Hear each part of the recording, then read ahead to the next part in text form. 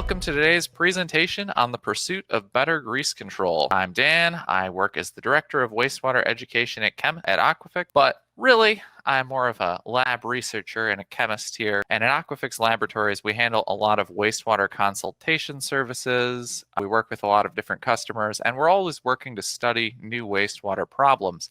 So if you feel like you have a really interesting problem occurring in your wastewater plant, please send it our way, and we would like to at least examine the problem, and possibly it could be the start of a new research project. But generally speaking, our lab does a lot of microanalysis for customers. We perform specialized treatability studies in some cases, and we do a lot of internal research in studying common wastewater problems and the development of wastewater products, which hopefully will solve them. So just a little bit more background on our research. Generally speaking, at Aquafix, we believe the more people we have working with us on our research, the better the research is going to be. And to that end, we work with a number of universities to replicate and expand upon studies we've already run. We also work with consultants and a lot of customers to provide good quality case studies to get a sense for how products and treatments may work in different sites, so we can do a better job understanding the issues. This presentation today will include some data we collected working with the University of Stevens Point and Oshkosh, as well as one engineering firm who sent us a case study on bug anaerobic greasilla and one of our Aquafix clients and the results of their foaming treatment. For any of these studies, if you are curious about them and a couple things I mentioned may not be included in the attachments, feel free to email and we can send the studies your way. All right, so we're going to start off with a simple what are fats? So for today's presentation, we're talking about fats, as in specifically these triglyceride molecules, where you have three fatty acid side chains attached to a glycerol molecule to make a triglyceride. We're going to be staying away from discussion to things such as petroleum hydrocarbons. They tend to behave somewhat differently and are degraded differently than fats, oils, and grease associated with food waste, which is our main topic of discussion. These fats are a hydrophobic molecule, and you can see here we have our triglyceride on the left with the red glycerol group and the three fatty acid side chains. You notice this top fatty acid chain has a little bend in it, or a kink in the fatty acid side chain. That means this is an unsaturated fat. Typically, fats are going to be coming as saturated fats, which is kind of a just linear fatty acid side chain, and unsaturated fats. In a lot of cases in wastewater, these have similar properties, but typically saturated fats are a little harder to degrade, and they are more likely to be solid at room temperature, which means they're more likely to accumulate and cause physical problems. So one concept I want to cover that is relevant to this presentation, and also because it's brought up a couple misunderstandings we've had with people discussing the accumulation of grease in things like lift stations. Emulsified fats will not accumulate in lift stations. Emulsification is a process where a fat droplet or chunk of fat is surrounded by amphiphatic compounds like soaps, and the nonpolar end of these soaps comes in contact with the fat and they kind of stick there and surround it. When fats are surrounded by these soaps, they become miscible in water and lose their hydrophobic properties, which allows them to flow into things like wastewater systems and not accumulate in lift stations. So it is possible in some cases that you will have a plant that has quite a bit of incoming grease, but you will not see any fat accumulating there. And just as a relatable example, if you've ever washed a pan or something where you're using soap and you notice there's quite a bit of grease on the pan, maybe you made some bacon or something delicious like that, you may be able to scrub the grease with some amount of soap, and you'll notice this kind of cloudy water running off the pan as you rinse the pan, but initially you won't notice any foam being created by the soap. You won't get any suds. When these amphiphatic carrier molecules, like soaps, surround fats, they lose their surfactant properties because the hydrophobic end is not being driven to the surface of the water. Instead, it's being attached to these fat clusters. So generally speaking, if you notice foam or something, that means near 100% of the fats present are fully emulsified, and the soap is essentially being wasted beyond that point. But it's nice to see a little bit of soap so you know your dish is clean. But yeah, we've had a number of confusing situations where people thought they didn't have much grease, but they actually did entering their system because of this factor. Emulsified fats tend to not re-solidify or anything at any point. The soaps tend to attach to them fairly strongly, but they are still accessible to bacteria. And there are, that is one of the bright sides of emulsified fats is one, they aren't going to accumulate at any sites, and two, they're in very small droplets, which means there's a lot of surface area on them relative to volume, which makes it easier for bacteria to degrade them. And I'll expand on that more in the next couple slides. So today, we're going to be talking about grease control inside wastewater systems, such as mechanical removal of grease, generally through pretreatment systems, but we're going to touch a bit upon other physical cleaning methods and what effects they will have on wastewater processes as well. We're also going to talk about how grease is degraded in aerobic and anaerobic systems and what problems can arise due to this process taking place and how these different systems respond to the presence of grease. Then we're going to talk a little bit about outside of system grease control in places like lift stations, and then we're also going to be covering our products Quiximel, Greasella, Foam Buster, and Bug on a Rope. And we'll be covering a number of studies on these different products to get an idea of how they work on the field, but also to get a little bit better sense of the intricacies of how wastewater plants work. So here are some materials provided. They should be popping up in the handout section fairly shortly here. You can download any of these at any time if you have any difficulty accessing them, or if you're curious about some of the other things mentioned in the study that are not on this list, feel free to email and we will likely be able to get them to you as well. Starting off, grease control inside wastewater system. Initially, we're going to talk about the importance of tree treatment and how pre-treatment affects how your process is going to function. And then we're going to talk a little bit about the influence of fats on influent nutrient balance and what differences this makes and how it impacts aerobic and anaerobic systems. And we're also going to go through the chemical process of the degradation of fats, oils, and greases and explain how that relates to what problems the grease may cause in anaerobic and aerobic systems. So pre-treatment, I'm going to use this analogy even if it's not the best analogy, because I just enjoy it. So picture a bunch of very small asteroids pelting towards the Earth. Most of them are going to be burning up in the atmosphere, and you'll much more frequently get little small chunks of asteroid than big chunks, which can cause a problem. So the majority of the time, the atmosphere can burn up these chunks perfectly fine, and they won't come into contact with the Earth. And that's very similar to fats entering your wastewater plant. Little bits here and there, generally not a big deal whether you have pretreatment or no pretreatment. I mean, occasionally you can get some growth of things like fats, oils, and grease filaments, but generally speaking, it's not going to be a big problem. However, if you get a large amount of grease entering into your system at once, it is like our big asteroid, and it may cause some sort of apocalyptic effect on your wastewater treatment system. So your pre-treatment system in these cases is like a precision laser shot up into the atmosphere to vaporize these larger chunks of asteroids to prevent them from causing any problems for you. But a lot of the best pre-treatment methods would be using skimming because of the hydrophobic and low density properties of fat. It'll sit on the surface. You can generally very simply skim the surface and remove most larger chunks and larger volumes of grease. However, there are some limitations to this. Pre-treatments are great. They have a few limitations. They're not effective on emulsified grease. Like I said, emulsified greases are miscible with water. That means they can flow right under something like a skimmer arm and enter into the downstream wastewater system. Unsaturated fats, in a similar note, do not collect as well because they tend to be liquid. Liquids are a lot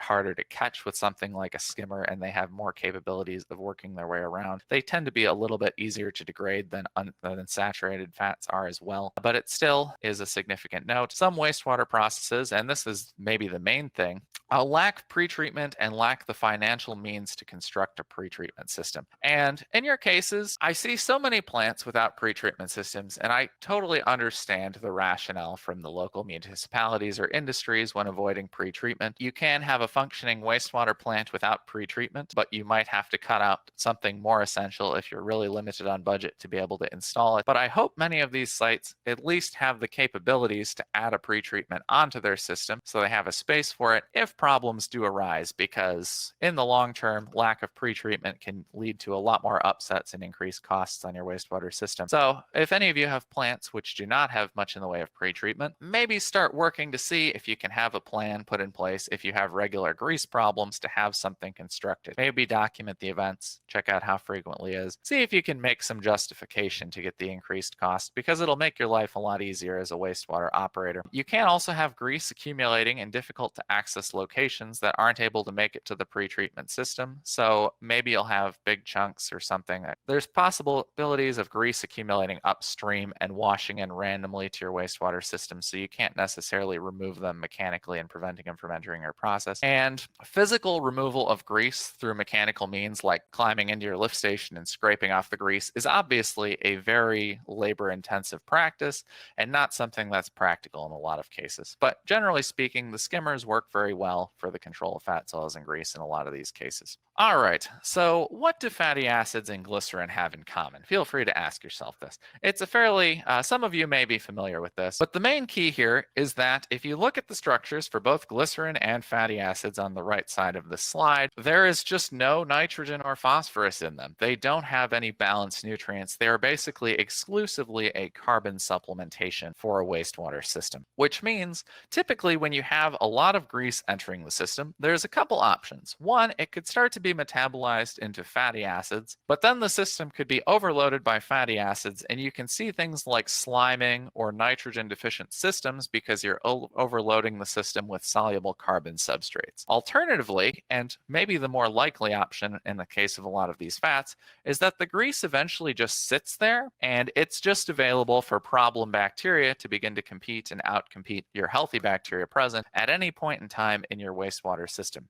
So we actually carry a product, Foam Buster, which is designed to provide supplemental nutrients to help for the degradation of fatty acids to combat this problem. Because generally speaking, if you have a waste stream which is heavily skewed in carbon, your bacteria are not going to be efficiently able to use it all for metabolism, and it tend to be stored in things like EPS structures leading to sliming, and you'll get extra zooglobal growth, which really likes additional carbon and that sort of thing. And they tend to be not used up as an actual food substrate for wastewater bacteria, which means your system is not really going to work to address this. So now we're going to cover the biological degradation of grease in a more step-by-step basis. This process is fairly similar comparing aerobic to anaerobic systems. A couple key differences. Anaerobic systems use acetate in a different way. The acetate is largely consumed by acetoclastic methanogens, which use it to produce methane. Aerobic systems tend to use acetate as a relatively simple carbon substrate for respiration. And anaerobic systems have a variety of fermentative processes which can lead to the degradation of fats, oils, and grease.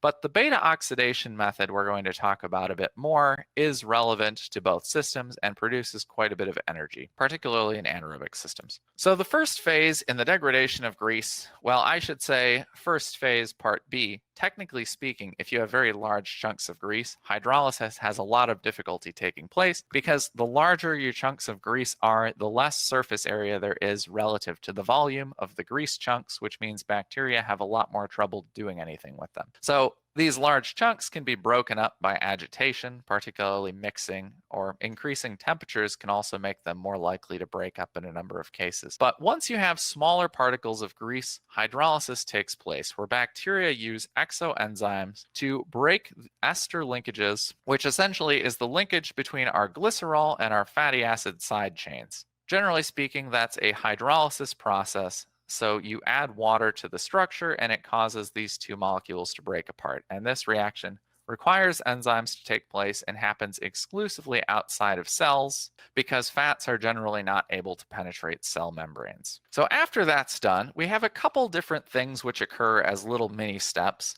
Generally speaking, these fatty acids are attached to coenzyme A, which allows them to navigate between the outside of the cell and between the inner and outer bacterial cell membranes. So it acts as sort of a way to transport them into the cell. Once they're in there, you could have beta oxidation take place between the cell membranes, or you could use the carnitine shuttle mechanism, which attaches carnitine to these fatty acids and allows them to transport into the inner microbial membrane where they're able to be degraded inside the cytoplasm of bacterial cells. So the beta oxidation process is interesting. You essentially start snipping off 2 carbons at a time once the bacteria are in a place where this can happen, and you end up producing producing a bunch of acetic acid, and throughout this process, you're producing more and more energy the more you chop up these fatty acid chains.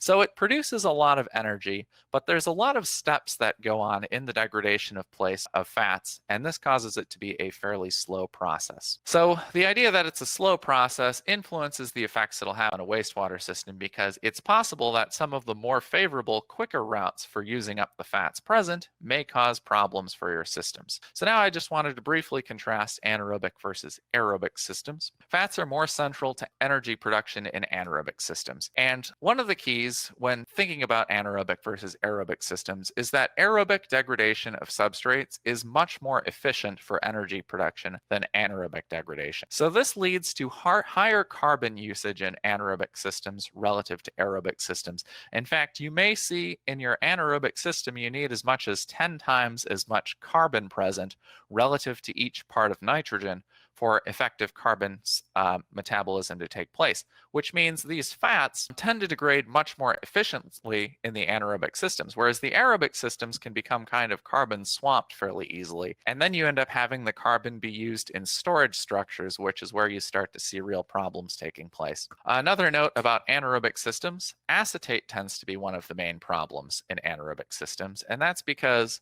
you're relying on acetylactic methanogens to break down the acetate, which is also acetic acid, depending on the pH present.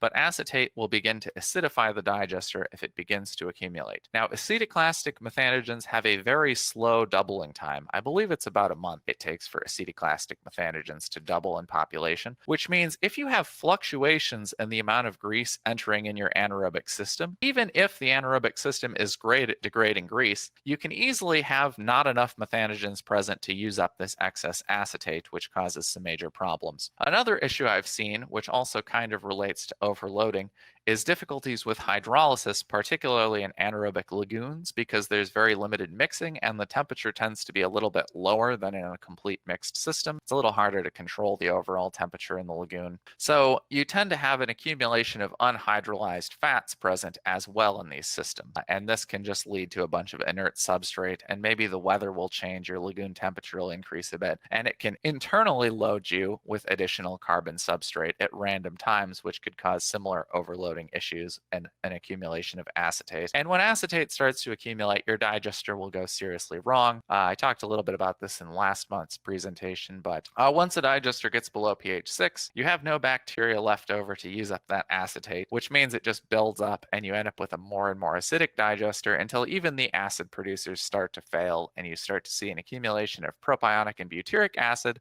around pH 5.5. Aerobic systems have significantly different issues here, and that is that the main limitation for aerobic systems breaking down fats, oils, and grease is that they have to compete with organisms which are better at breaking down fats, oils, and grease than your standard wastewater bacteria. Aerobic systems require more nitrogen and phosphorus per unit of carbon, and therefore they also cannot uptake as much fatty acid without additional supplemental nitrogen. So a lot of that carbon will be stored as a substrate, or possibly it will just hang around, and eventually an organism that can use it with less digestion will end up taking up this carbon substrate and causing problems. So I want to expand on this concept of competition between healthy aerobic bacteria and our problem organisms, which mostly include filaments when we're talking about fats, oils, and greases. We have a little picture of nocardioforms here and an aeration basin that's covered in nocardioforms foam on this slide. But there are two main types of foaming filaments that you see in wastewater. Just to note, these filaments are called foaming filaments, and this is because they have a cell wall with high fat content, which causes them to float to the surface, where they can begin to form a structure which can start to trap air. They also do produce their own surfactants, which can reduce the surface tension at the surface of the water. While these are called foaming filaments, foaming is not the exclusive problem with these filaments. In fact, they can lead to the disintegration of floc, which I'll talk a bit more about later, and they can also lead to bulking and that kind of thing. Because they're low density, if they find themselves trapped up in the floc can become less dense, or it can just totally fall apart. And generally speaking, both of these filaments have a competitive advantage in levels with high levels of fats, oils, and greases. Now, the reason they have a competitive advantage, though there's two reasons really. Reason number one is that a lot of the fats, they can actually contribute to the structural components of their cell walls. They just accumulate fat in their cell walls as a storage structure, and they don't have to rely on all this metabolism present. And in conditions with high fats, this dramatically improves the efficiency of their reproduction. So that's kind of how they work and how they end up accumulating in a wastewater system. On another note, they tend to sit at the surface of aeration basins, like I said, and fats also like to move to the surface of the aeration basin. So they tend to be something that kind of pops up for that reason. Just as a general tip associated with microanalysis and fat soils and grease filaments, specifically relating to foaming, a lot of people try to use the macroscopic appearance of foam to be able to gauge what sort of organisms are making up the foam, or if it's being made up by organisms at all. So people tend to say if you have kind of a white fluffy foam, it's either a surfactant or related to low sludge age.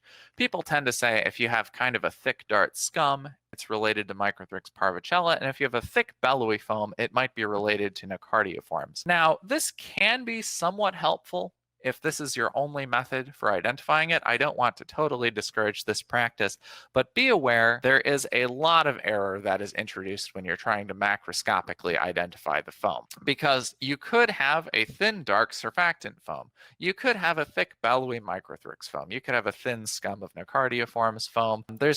You probably will end up being right maybe 70% of the time using these observations. And then the other 30%, if you rely on this to make your treatment choices, you may be doing the wrong treatment based on what's going on in your system, and in some cases this can actually make the process worse. So one thing you can do if you're having foaming is simply grab a sample of your foam, prepare a microscope slide with a droplet of water, and then dab something like an eyedropper into the foam and place a very small amount of the foam on top of the droplet of water on the slide. Then look at it under the microscope and just simply say, are there filaments or are there not filaments? If there are filaments, you can be almost entirely certain that they're at least somewhat related to fat soils and grease in your system, and you can also be near entirely certain that increasing wasting in your system may be beneficial at controlling these filaments. So these are good phases to start with. So covering our first filament, which tends to be the big nightmare filament for people because of its branched thick structure, is Nocardiiformes. Nocardiiformes can produce some very thick foams.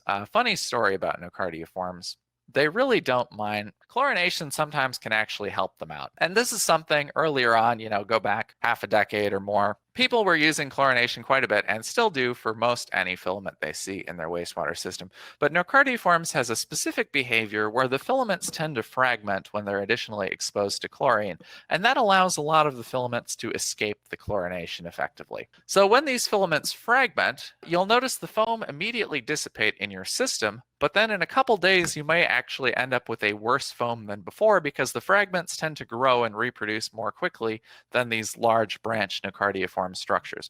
So we had one site a long time back which used chlorination as a treatment of Nocardiiformes, and their foam was kind of bad. It totally went away, but then the next day the foam was, or a couple days later I think it was, the foam actually overflowed their basin and it made its way onto the nearby interstate, and it started spreading out and making the interstate slippery, and apparently there were a couple of cars that spun out in relation to this foam, and you can imagine they weren't very happy drivers. Just expanding on the cars, there's a couple other funny things. I've heard of somebody parking their car next to an aeration basin with Nocardiiformes taking place. That's not a good idea. Their car ended up buried in about a foot of foam. That'd just be a pain to clean up. I don't want to have Nocardiiformes foam all over my car, and I'm sure many of you don't either. If you are one of the people who do, well, that is very interesting. But anyway, a couple keys with Nocardiiformes. They tend to be associated with high sludge age, more so than Microthrix parvicella is. They tend to be kind of slow growers, and they generally are not causing foaming unless they have a large branch structure present. Nocardiiformes love to break their way out of floc and float to the surface in most cases. This can lead to the disintegration of floc because the Nocardiiformes tend to grow within floc and can break their way out sometimes. So you may end up with small floc and higher levels of TSS with Nocardiiformes foam, but they can float to the surface. Interestingly, there are a number of sites where Nocardiiformes can grow. I've seen this in dairy a few times, and there haven't been any,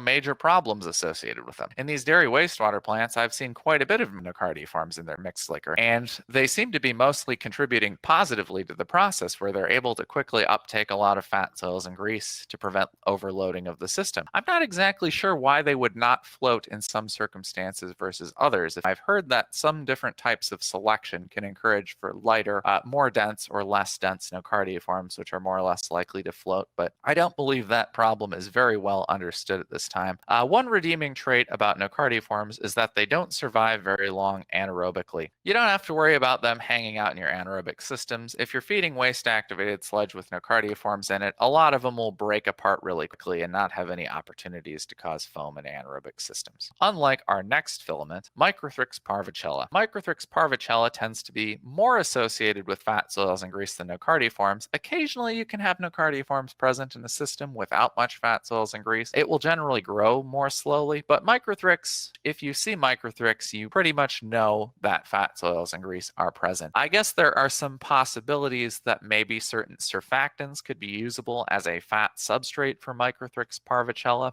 but I don't believe that is very well established at this time. This filament, a lot of people say it's associated with animal fats specifically. I kind of am not so sure about that. I think that maybe saturated fats in general, because Microthrix does seem to like to grow attached to things like fats rather than kind of more spread out. So it's possible that saturated fats maybe encourage Microthrix parvicella, but if you have a lot of fats coming in, you could easily grow it, particularly in colder temperatures. It tends to have a more competitive advantage. But interesting note about Microthrix parvicella, it can survive for a very long time in anaerobic digesters. And this is a general rule. You'll know this for basically any filaments. Some filaments die almost immediately in anaerobic digesters, and some filaments can just sit there for a while. I have not heard any real evidence, except for one case, which was brought up to me recently, where filaments are multiplying in an anaerobic environment. I've never really had a case where we've seen any filaments in anaerobic samples, except for this one case where there was an anaerobic lagoon, which the water level decreased in it, and so there was a gap where there was a little bit of oxygen making it in between the grease layer and the surface of the anaerobic system,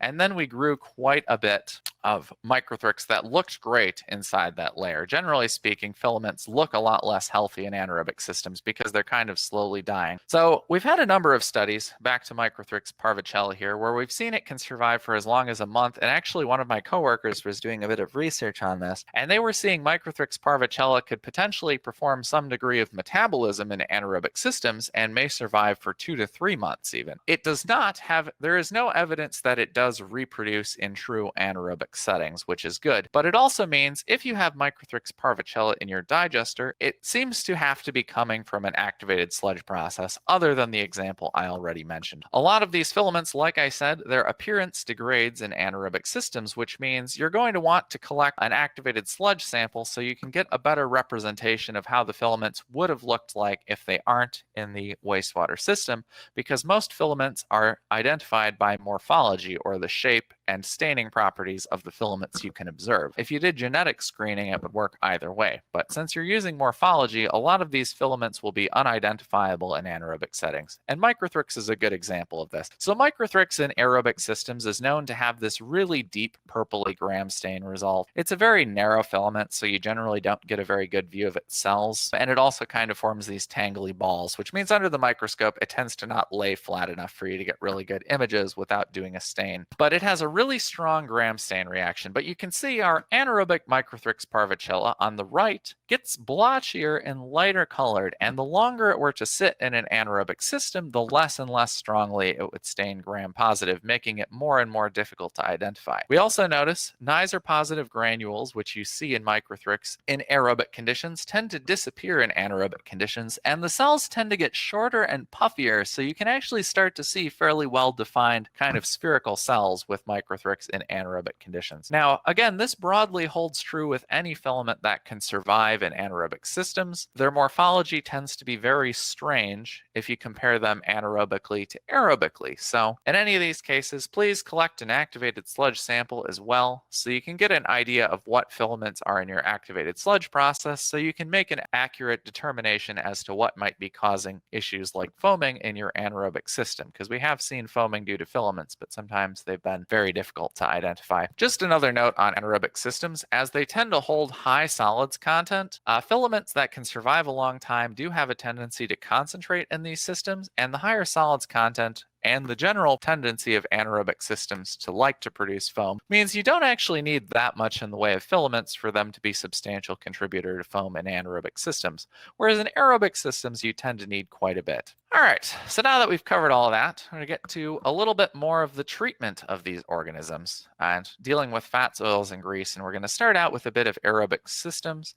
Then we're going to cover a number of our research studies after this so you can get some use cases for QuickSime-L and Foam Buster. And we have some on Greasezilla, which will be a little later, and Bug on a Rope. But generally speaking, in aerobic systems, we use a combination of QuickSime-L and Foam Buster for the treatment of fats, oils, and grease filaments. And this tends to work well in combination because QuickSime-L breaks down fats very efficiently into fatty acids and then short-chain fatty acids, but it doesn't help your bacteria uptake these fatty acids present, which can cause a bit of a carbon overload if you had really high levels of fat. So we recommend adding Foam Buster as well, because the Foam Buster provides nutrients which allow your healthy flock-forming bacteria to better metabolize these fatty acids, which enables them to have a competitive advantage with its filaments and eventually overtake the filamentous population and sort of drive them from the system. Generally, in aerobic systems, there are going to be exceptions to this, but generally, I wouldn't recommend using just one of these products at a time. They tend to work much better in conjunction. All right, so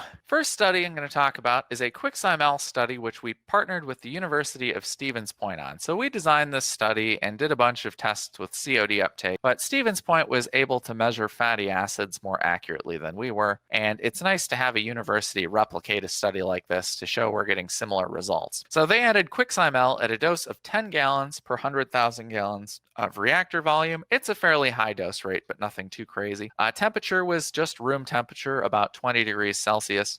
These were run with aerobic mixed liquor, which was adjusted to 2,000 parts per million solids, and we tested a variety of different sources of fats, all the way from bacon to actually one of the weirder things we tried was shaving cream. I wasn't aware of before this, but shaving cream contains quite a bit of fat. I guess that's not that surprising, but wasn't something I really would have thought of. Anyway, this testing was run in triplicate, and generally speaking, we're always going to be running these tests in triplicates because there's enough of a tendency when you do a test like this using things like mixed liquor that you're going to get at least one odd reactor here and there. So you want to have consistency in the tests, so we ran them in triplicate. So what you'll notice here, we get a little bit of different behavior in how well the QuickSime-L work with bacon grease versus milk fat. In fact, both of them were seeing most of the effects well established after 9 hours, but we noticed that milk fat, we actually got the biggest result closer to 4.5 hours of study. You can see after this point on the graph to the right, after 4.5 hours, the points are largely parallel, which means we're seeing similar rates of grease degradation as this study goes on. On the other hand, on the left, bacon grease, we saw most of the results after 9 hours. So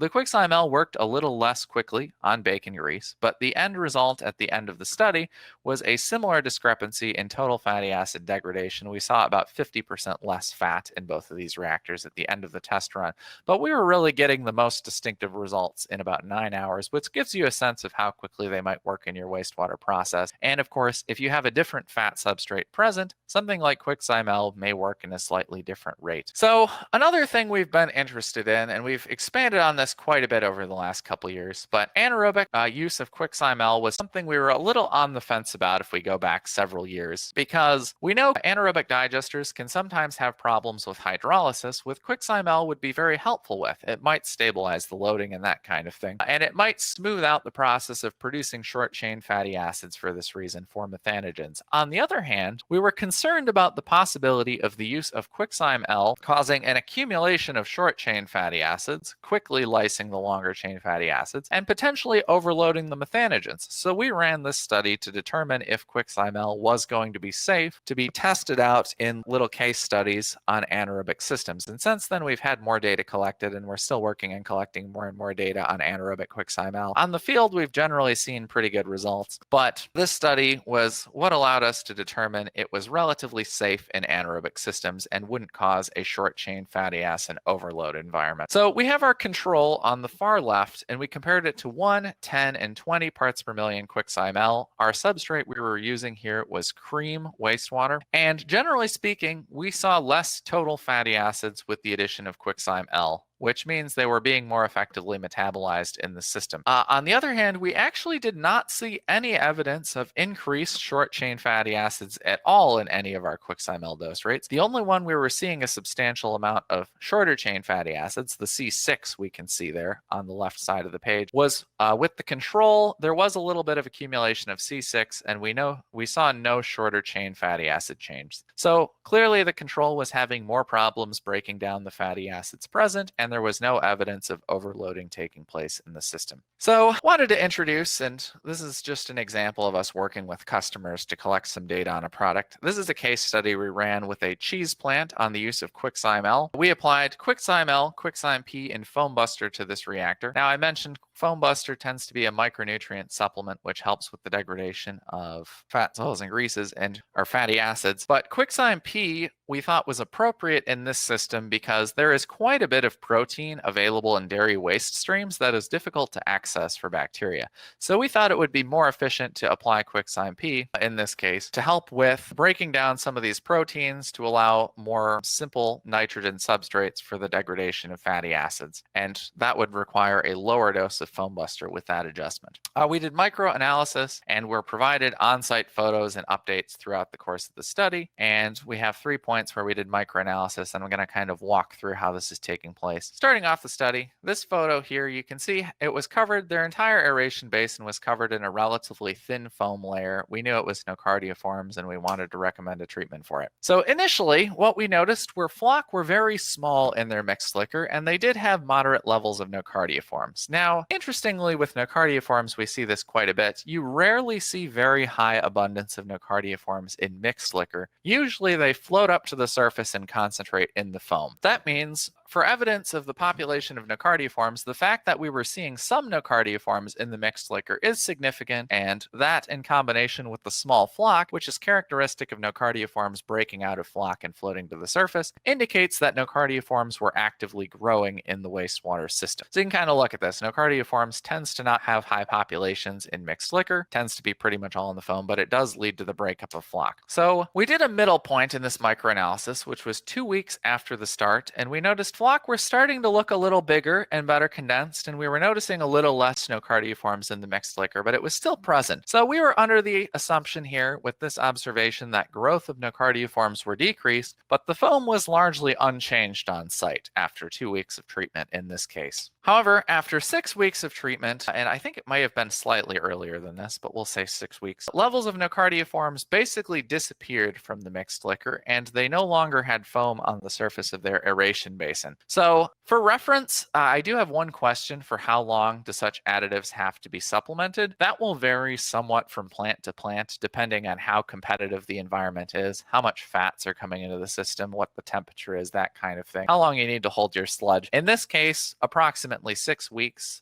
For context, this plant, they stated specifically that they would have expected it to take at least a month or two longer for the foam to have dissipated, because this was around March when we saw the foam was gone, and the foam tended to hang around until sort of mid-April when it got warmer outside in this case. This was quicker than what they expect, but 6 weeks of treatment in this case were required in order to use it up. We've seen treatments. What I will say is that if you were to add a supplement like Foam Buster and QuickSime, it may be nice to keep track of your flock structure and do microanalysis to see if the levels of filaments are declining in your mixed liquor and if your flock structure is becoming more condensed, so you can know after a couple of weeks if the treatment is working, as opposed to wait for, I would say, around a month would be fairly typical for a treatment to work to allow the heterotrophic bacteria to fully compete against filaments. I will say you can generally speed this up by increasing wasting. It helps to remove the filaments from the system, and particularly with nocardiiforms, you can speed up the treatment if you go ahead and vacuum the foam off the surface of the basin, because nearly all of the nocardiiforms present will concentrate there.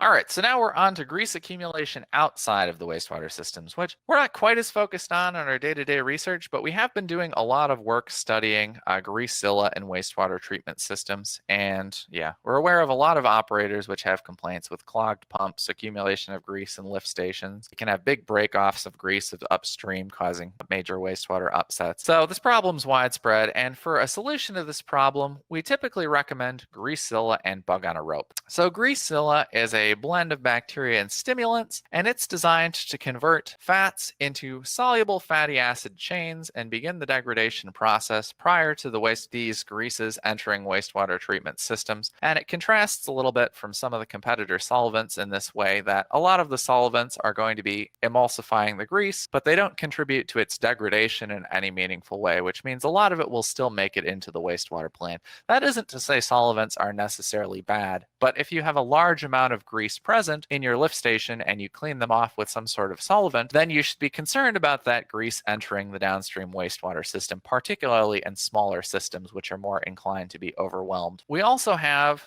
Greasezilla and Bug on a Rope. So Greasezilla is typically better for cleaning out larger volumes of grease for lift stations, that kind of thing. If you are doing more of a maintenance plan, you can use Greasezilla for maintenance, but it tends to work best when it's applied directly to the grease surface rather than when it's mixed in with water, which means we generally recommend for maintenance using it alongside of Bug on a Ropes, which include a blend of bacteria and nutrients, which hopefully help to prevent. And we have a lot of good cases where we're seeing less grease accumulation with the use of Bug on a Rope.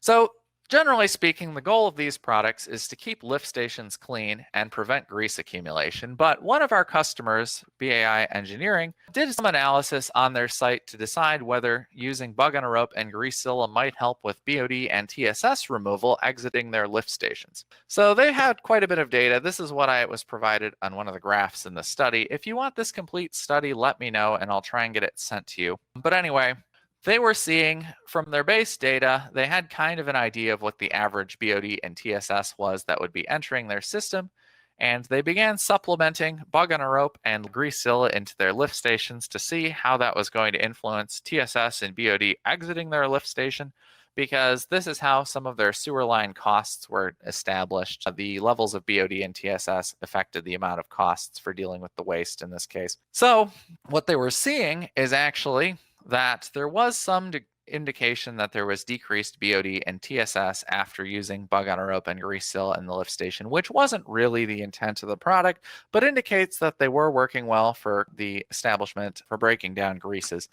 And generally speaking, studies like this are very helpful when provided for customers because obviously on-site studies, it's difficult to do as thorough and consistent a job as you'd be able to do in a lab study, but it kind of opens our eyes to other possibilities and areas to look into. Like, for example, somebody providing this study might cause us to focus more on trying these products for this type of application, or it might lead to the development of a new product which can reduce BOD and TSS in lift stations even better, once we're aware that some of the concepts in these products may be having that effect. So we really appreciate when people take the time to send us studies like this. So we're on to our final study for today, which is a quick comparison of Greasezilla to a relatively commonly used surfactant solvent product, which I'm not going to mention the name of at this time.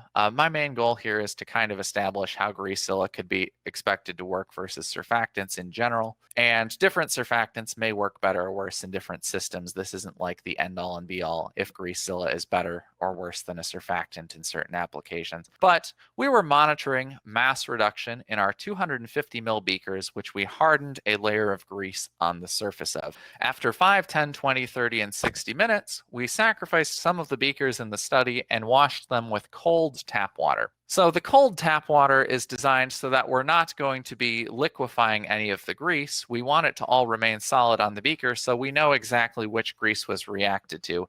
And then you dried out the beakers for several days in a drying oven and measured a decrease in mass. And we had the drying oven set to 75 degrees to prevent having any big metabolic impacts after the treatment was done. So testing was run in triplicate. We were comparing Greasezilla to a competitor on a number of different carbon sources, and this kind of is how it looked. So comparing Greasezilla to other solvent products, we saw some interesting changes. Now on the left, we have a composite, which was a blend of bacon grease, coconut oil, and butter. Mixing these all together to make a blend, we applied 3 grams to each of these beakers of all of the fats, and then we applied 3 milliliters of mixed liquor and of Greasezilla and let them react for a certain amount of time. And you can see in our left diagram, it looked like Greasezilla was working faster than the solvent.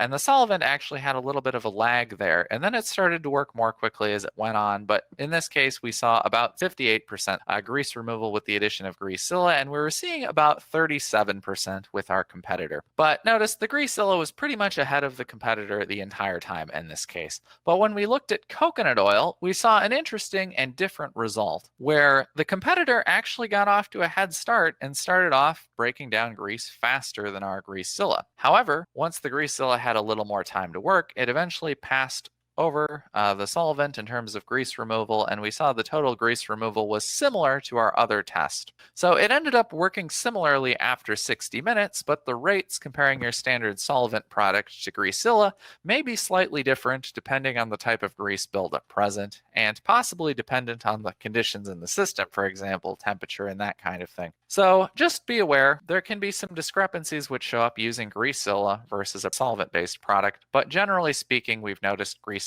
leads to greater grease degradation as long as you have sufficient reaction time for that specific system. All right, so now I'm going to summarize our presentation. Couple key takeaways. Mechanical removal of grease through pretreatment tends to be ideal in any aerobic wastewater system. Pretreatment is a very efficient way to remove grease because a skimmer will easily harvest off solid, low-density substrates like blobs of grease entering your process. And it may be able to prevent the extinction of everybody in your wastewater plant because everybody's so upset that they're getting a bunch of foaming taking place and they don't want to have to scrub off their cars. Another couple notes, anaerobic digesters tend to do a good job handling grease, but tend to have problems if there is variable loading. And generally speaking, these problems manifest as an accumulation of volatile acids leading to digester acidification. Generally speaking, aerobic systems, you're mostly concerned about competition between things like fats, oils, and grease filaments and aerobic wastewater bacteria. So generally speaking, in these cases, you can control the filaments and control the conditions in general by making very small adjustments, such as the addition of a product, or maybe even just like wasting your sludge a little bit to a younger sludge age. And you can alter the competitive environment, allowing favorable bacteria to begin to outcompete unfavorable bacteria, and then your system can end up working as you intend it to. All right, I'm going to go through these questions here quick. We have a question, I think I answered this one best, to add to lift stations. It really depends on a case-to-case basis, but we usually use Greaseilla and Bug on a Rope, and they seem to work fairly well. The next question is from a Richard. This is recommendation for lift station application of product waste from steakhouse restaurant. So they're focused on a waste from a steakhouse restaurant, and they're curious if Quicksime L or Quicksime P would be a better option. That is a good question. If you're worried about grease specifically, I would recommend Quicksime L instead of Quicksime P. We're actually in the middle of a study on meat waste with Quicksime P right now, so I'll get you a little bit more depth into that response. But generally speaking, Quicksime P, you could use it almost as an alternative to foam buster if you were to have a high nitrogen substrate such as steakhouse protein. So in your wastewater plant, you might want to add Quicksime P to help the bacteria outcompete filamentous organisms. But if you were worried about grease specifically, Quicksime L is the way to go. If you're just worried about, but you might be worried about proteins too. They have their own set of problems. So it's possible both could be helpful. All right, let's see. I have another question. Is there a way to pre-treat before it gets to the wet wells to help control buildup in sewer mains? That is a good question. If you can find the source of the grease, wherever it's coming from, and you have some sort of port or some area, you could even treat it at an upstream industry or something like that to prevent grease buildup in the sewer lines. Also, just regarding the process of emulsification, if you're an upstream industry, or even just your average person dumping grease down your sink, if you fully emulsify the grease, it is not going to accumulate in the sewer lines. But if you dump down the grease without fully emulsifying it, it is guaranteed to start accumulating in certain sites where it gets a chance to accumulate. So yeah, it's possible to emulsify the grease before it's dumped down the drain. It's also possible to treat from the waste stream if you have a point to access it, to apply something like Greaseilla in between the source of the wastewater and something like a wet well. I have a question from an Adam as to how long it takes to decay grease without using the additives. Are we talking about a wastewater system there? Because if it were a wastewater system, it will depend a lot on temperature and Actually, if you have something like a fat soils and grease filaments, you'll end up degrading those fat soils and greases very quickly.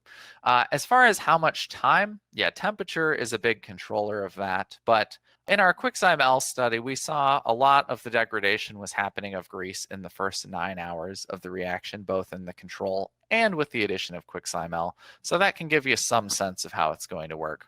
Well, I think that is every question I had. If you're curious about anything else, feel free to send an email to me or send an email to orders@teamaquafix.com to ask about your question. I hope all of you have a nice rest of your day, and thank you for attending today's webinar.